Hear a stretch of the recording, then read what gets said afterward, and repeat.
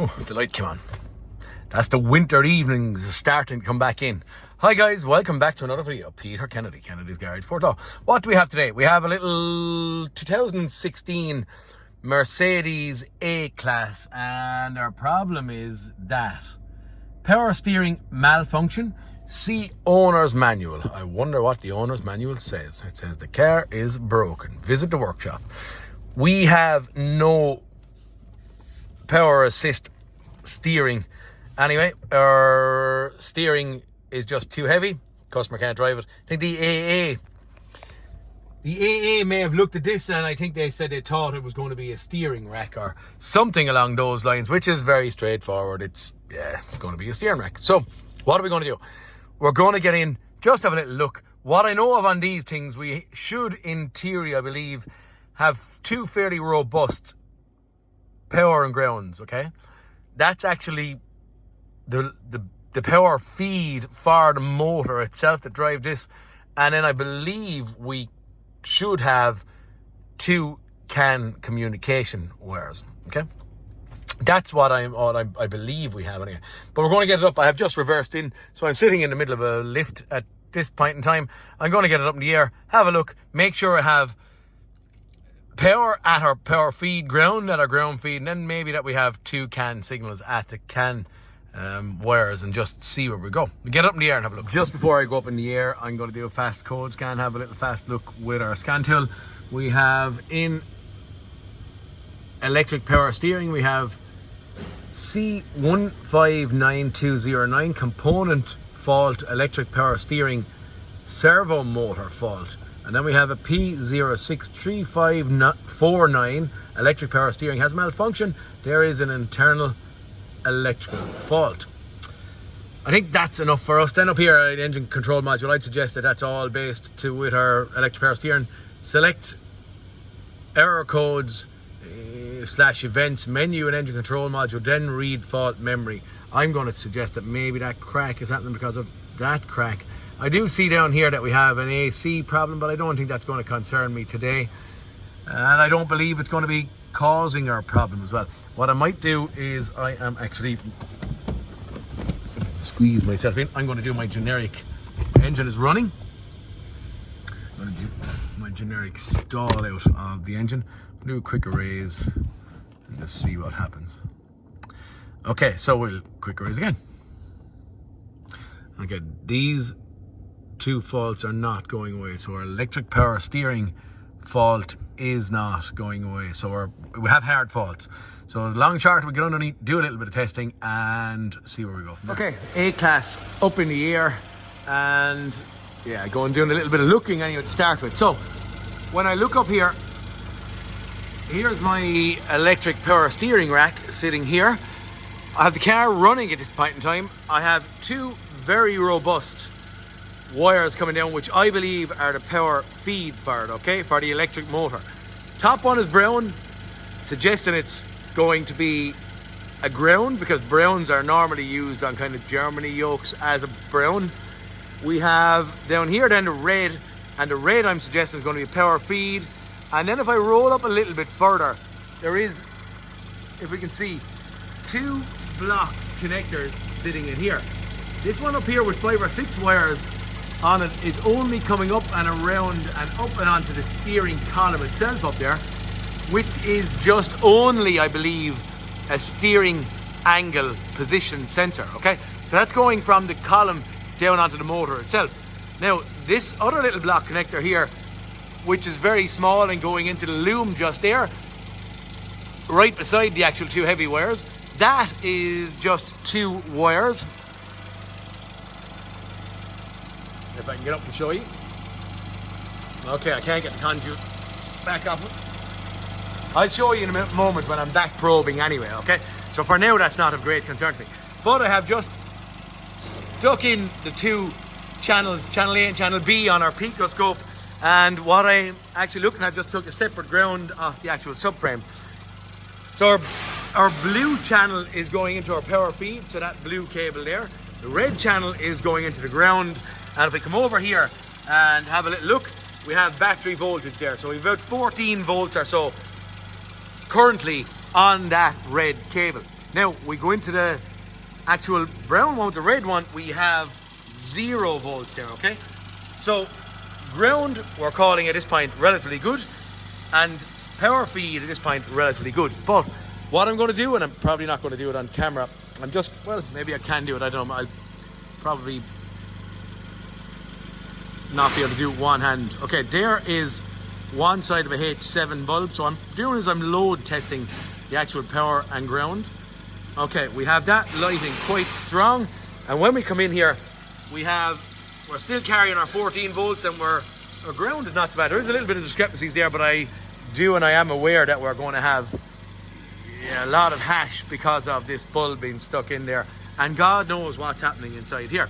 Now the only other two we want to check out are the two, I'm presuming at this point in time, CAN bus in here at that little block connector. So the next shot is going to be me back probing them. Okay, at this point in time, you can surely see that there's just 2 wires in there. I have to hold the conduit back. Maybe it's going to, that's not good. There is just 2 wires in there. One is green, as I can see, and one is green with a white tone going through it. And then coming back around, we have CAN high, CAN low. CAN high is on the red channel, CAN low is on the blue.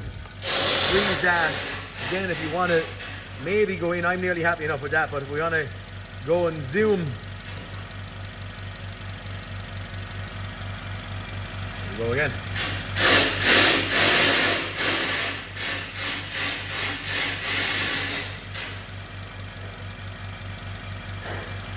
Okay, I'm actually happy enough with those CAN signals. I'm not going to go messing around, or I don't believe we have any issue CAN related. I do think that this is going to be just straightforward steering rack after failing in it. So I'm going to order a steering rack at this point in time, authorize it with the customer, order it, and then hopefully get this thing thrown into it. Okay. Bada bing, bada boom, bada bee. Shaft tick component. I see the same actual part number is sitting there. It is reconditioned steering rack. I didn't put that in there now, but I'm assuming the reconditioning men did.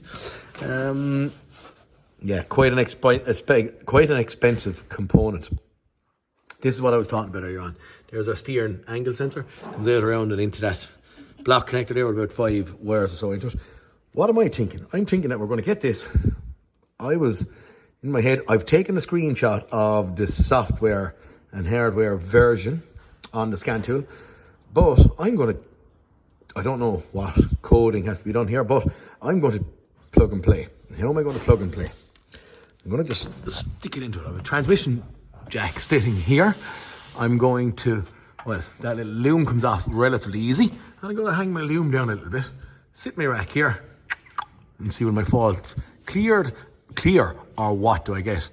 Just to prove that I'm correct before I go. I do believe my heart and my gut is telling me yes, inside that we have some kind of failure, and I think it's relatively common, but yet there is nothing on YouTube about it. So I did do a search to see does anyone hit this before, but I can't find a whole lot other than some non-English speaking chaps. Not that a lot of you don't think I talk a funny kind of a lingo as well at times, but we're going to try this. I'm going to get it, drop the loom off, sit it on my transmission jack and see what happens. Steering rack sitting on a transmission stand, centralized, so I have it wheels in the straight position as we have on the car.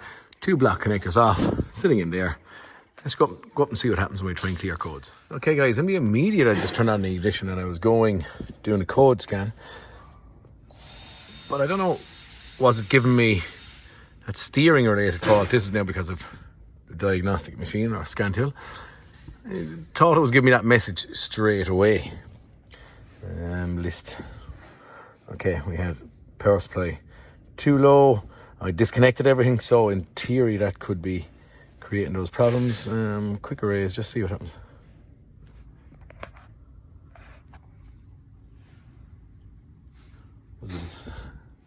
Was it as easy as that? Now I have no steering column connected, so I can't, do end stops or end calibration or any of that, but I right now have no faults.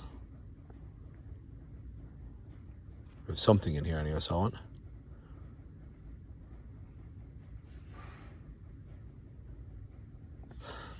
Okay, that one that we had is still in there, but I'm not right now focused on that. I would probably even be suggesting that.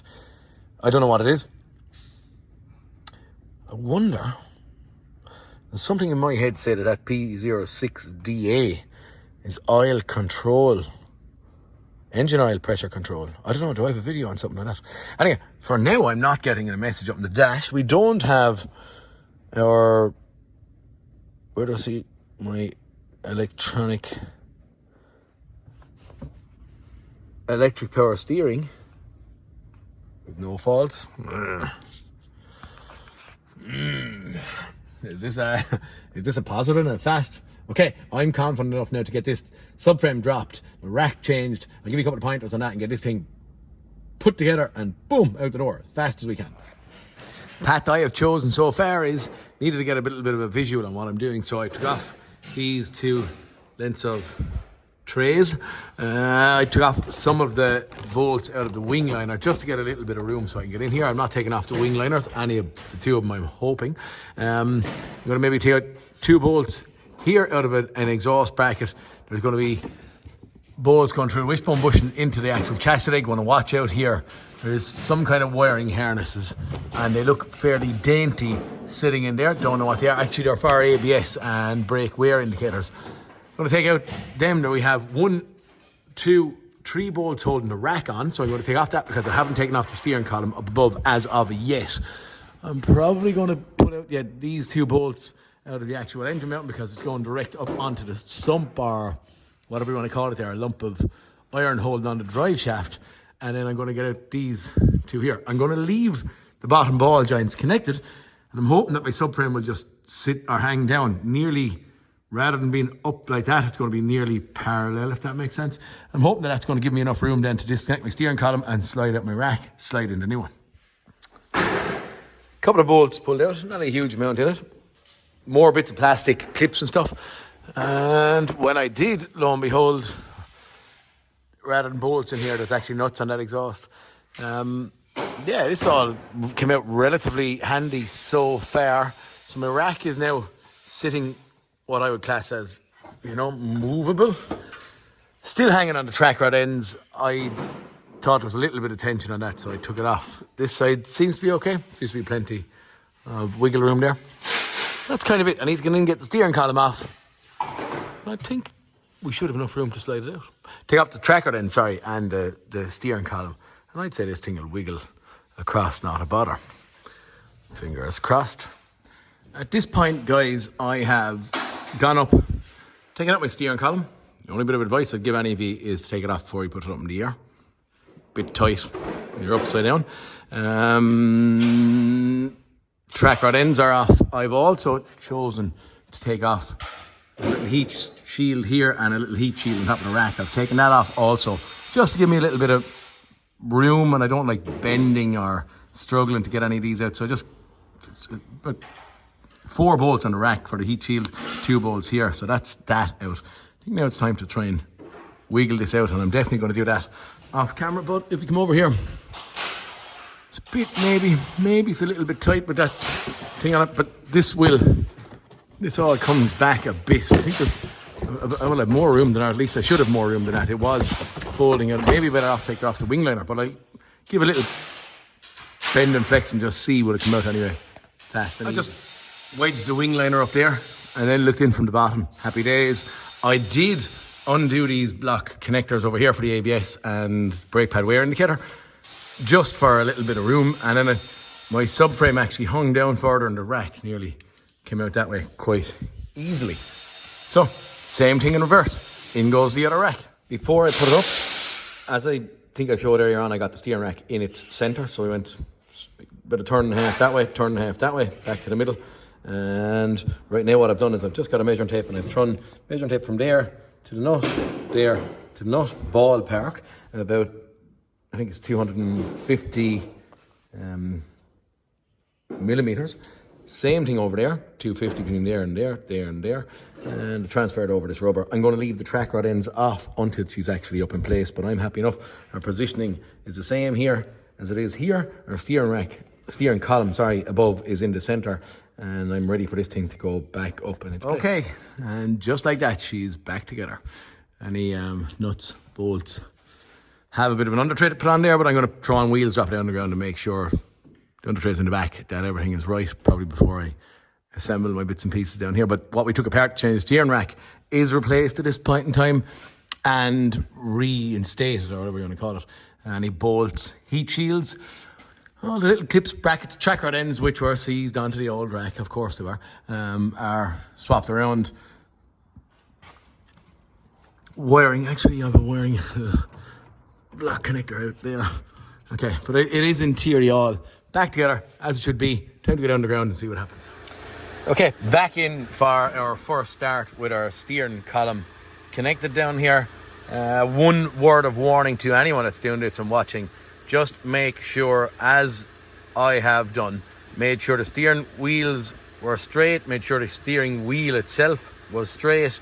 When I had to take out the bolt down below, I had to rotate it to get in at the bolt, but I turned it clockwise, and then when I put it back up, I actually turned my rack clockwise to get the bolt in place, if that makes sense. So don't clock spring in there for your airbags and your steering wheel controls, just don't get caught on that. Okay, first in with a scan tool, and the first visual here, I do see that it sees that we have opened a circuit for an RPM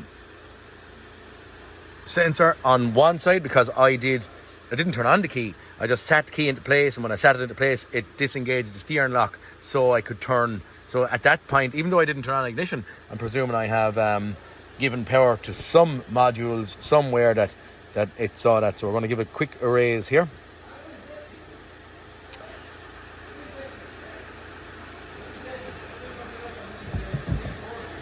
Okay, it was giving me park and brake test rig. Okay, there's our first start anyway. What I might do, and I might actually do it on camera, it's kind of getting long-winded here, I'll go in and I'll have a look at live data or steering angle. Steering wheel, as you can see, straight. You nearly don't need to see the wheels, they are straight. But I probably wouldn't get much better than that. Steering angle, I'm on 0. A little bit to the right, a little bit to the left. So you can see what I'm doing here, but you probably won't see the actual numbers. Changing here. Oh, and by the way, we have steering assist back. I think it's time to get this thing out on the road and see what happens. We're going to come back. No, actually, to be honest with you, that was easier than I expected. We were in, as you're probably going to be aware, you saw probably before, in electric power steering. So I'm going to fog scan again. Car's running now, so maybe it doesn't sometimes like it when it's running.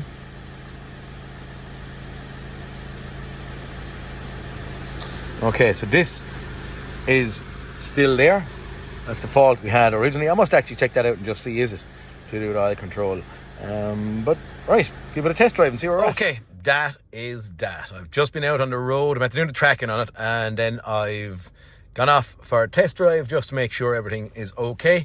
I'm just back. I'm just at doing the code scan again, and we do have this P06DA, and I am correct. It is an oil control solenoid related fault.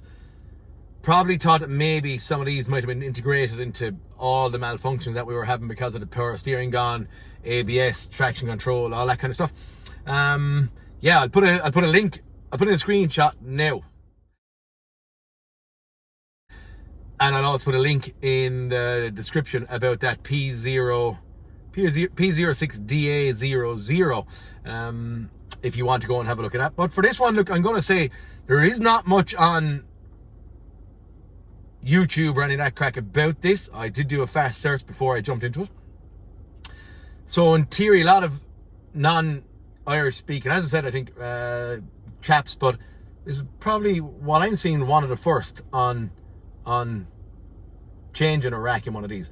Quite simple and quite straightforward. I would have thought it was going to be harder, but on this one anyway, lads, we are done. We're done dusting out of it. Somebody might even ask me, look, 82,000 kilometers, so the miles are very small, but I suppose if you're traveling ground, you're probably not steering a whole lot, but if you're doing a lot of town driving, you could be doing more steering, so maybe it works more while it's actually not out and about, if that makes sense, or traveling on motorways. Anyway, for this one, guys, please like and subscribe. Electronic power steering rack replacement in diagnosis and replacement in a Mercedes A-Class, and I'll talk to you all next cartoon. Please like and subscribe, guys, if my hints and tips are any good to you, and thank you all for commenting and watching and all that kind of stuff. See you later, guys.